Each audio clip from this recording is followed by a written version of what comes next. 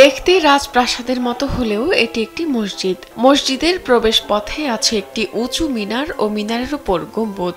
দৃষ্টিনন্দন এই মসজিদটির বয়স ৩৫০ বছরেরও বেশি। প্রাচীন এই মসজিদটি হারিয়ে যেতে বসেছিল এক সময়। ২০০৮ সালে হাতে নেওয়া হয় মসজিদটি সংস্কারের কাজ। ৩ কোটি টাকা ব্যয়ে সংস্কারের পর নতুন রূপে আরও নজর কাড়ছে এই ঐতিহাসিক মসজিদ।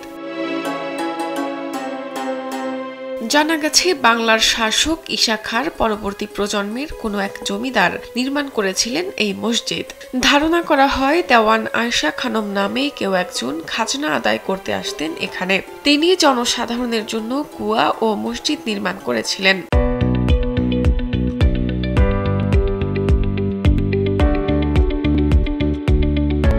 নির্মাণের সময় মসজিদটি ছিল ৭ গম্বুজ বিশিষ্ট। বর্তমানে মসজিদের ভেতরের দিকটা সাজানো হয়েছে ঝাড়বাতি দিয়ে। সুবিশাল ৩ তলা এই মসজিদে একসাথে ১২,০০০ মুসল্লি নামাজ আদায় করতে পারেন। যদিও জুম্মার দিনে এখানে জড়ো হন ধারণ ক্ষমতার দ্বিগুণ মুসল্লি। প্রায় ২০,০০০ মানুষ একসাথে জুম্মার নামাজ পড়েন এখানে।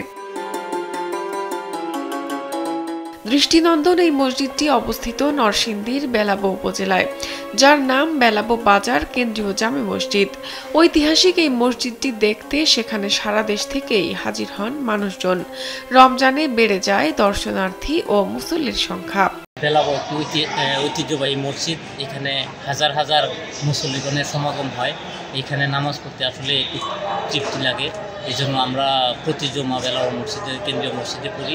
হাজার হাজার মুসলমান এখানে এসে নামাজ পড়ে। শৈশব থেকে আমরা এই মসজিদ সম্পর্কে ধারণা ছিল এখানে গায়েবী কোরআন তেলাওয়াত হতো। তাই এই মসজিদের নাম রয়েছে ফজিলতের মসজিদ হিসেবে পরিচিত। আমরা মসজিদের কিছু গুণগান শুনছি, এই জন্য আমরা মসজিদটার সৌন্দর্য উপভোগ করার জন্য এখানে আসছি, নামাজ পড়লাম, এখানে সৌন্দর্য উপভোগ করলাম।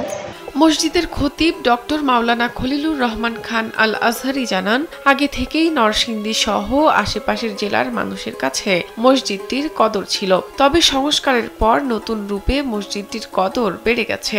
সৌন্দর্য ফুটে উঠেছে, এই জন্য মানুষ এটার দিকে আকৃষ্ট বেশি। তো এখানে বিগত কয়েকশো বছর যাবৎ এই মসজিদ আছে।